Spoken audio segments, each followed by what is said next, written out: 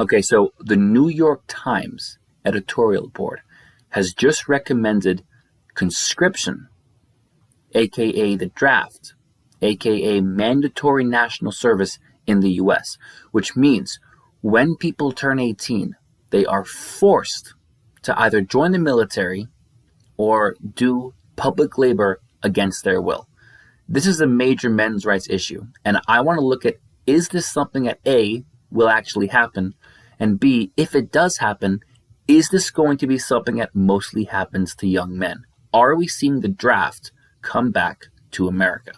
And that may seem like a clickbait title, and it may seem like a clickbait thing to say, but they actually just said that. And the reason why I put male in question mark like that is because they don't exactly say it, but when you read the article, it kind of sounds like that might be, maybe not, what they mean. So let's take a look at this. I put the article down below, and keep in mind what you're reading is the New York Times editorial board literally calling for conscription in America right now. Mandatory service against your will. So there's the headline, link below. Should young Americans be required to give a year of service? And then the article, American presidents have long vied to echo John Kennedy's ask not what your country can do for you, meaning the speech. The spirit of service declared, and basically they're trying to cite both Republicans and Democrats to get everybody on board with the idea. The spirit of service, declared Ronald Reagan, flows like a deep and mighty river through the history of our nation. Bill Clinton created AmeriCorps.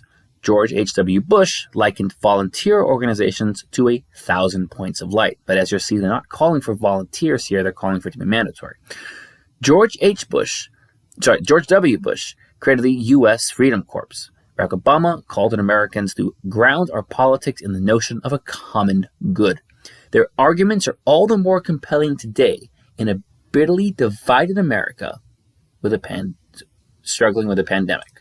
Now, they don't exactly say in this article it should be mandatory, and they don't exactly say it should only happen to men.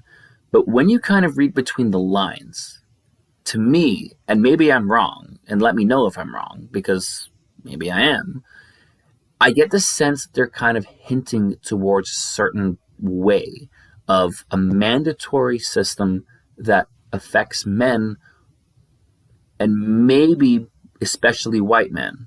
Maybe not, more than others. And I, again, put this down below. Do read it, please, and let me know if you think I'm wrong. If I'm way off here, then I'm way off here.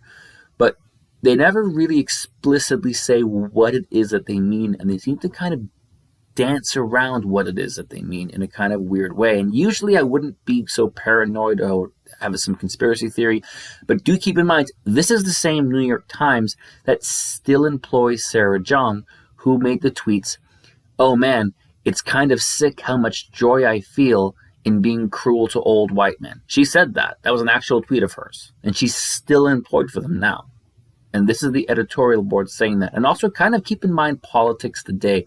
Keep in mind how people see race and gender and privilege and oppression when you see the next few parts about this article. And then I'll kind of bring that point back up. And whether you're liberal or conservative, really kind of think about how things are now and how would this work if it actually happens in the real world. The article goes on. Mr. Biden, and it's not totally in order. I'm kind of cutting around and copying and pasting certain things, but you can read the whole thing below. Mr. Biden has an opportunity to make some version of this a reality. General Stanley McChrystal, a former commander of international forces in Afghanistan and the head of Serve America Together campaign, recently called on the president to invest in universal national service for 1 million young Americans annually as the most important strategy we can implement to ensure the strength and security of our nation. But which ones? Like, who are those million? Because the number of 18 to 25-year-olds in America is much more than 1 million. So who do you decide who those 1 million are? Now, this part kind of jumped out at me. I'm not going to read the whole thing, but I've highlighted the part that really kind of got my attention. That social norm is critically needed. With America's democracy threatened by a political and ideological chasm that seems to widen by the day, with dialogue rendered almost futile on fundamental issues such as racial justice, the environment, a battered economy, and America's role in the world. And here it is. The debate over national service is really a debate over how we move forward. Okay?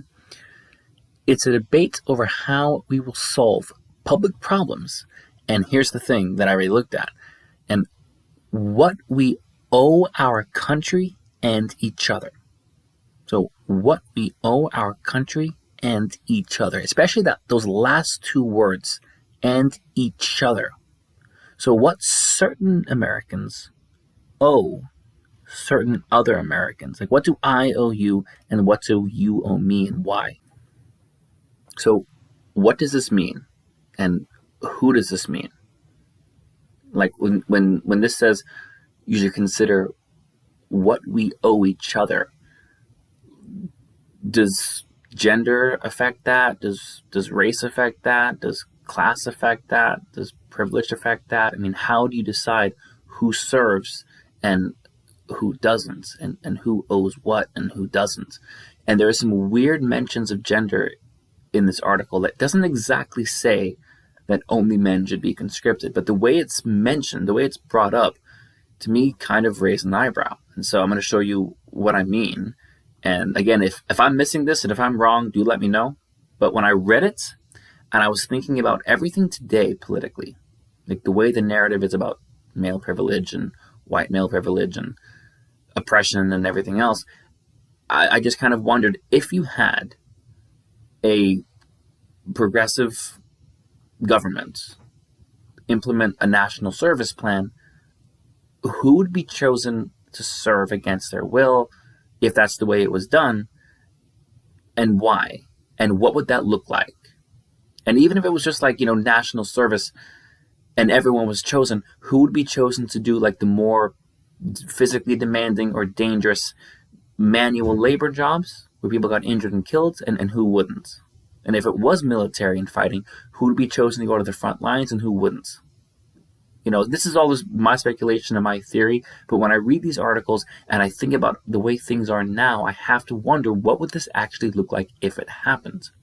And why is the New York Times, which is supposed to be a liberal paper, supporting mandatory service? Because that seems to me like a very unliberal, undemocratic thing to do. You're forcing citizens to do something.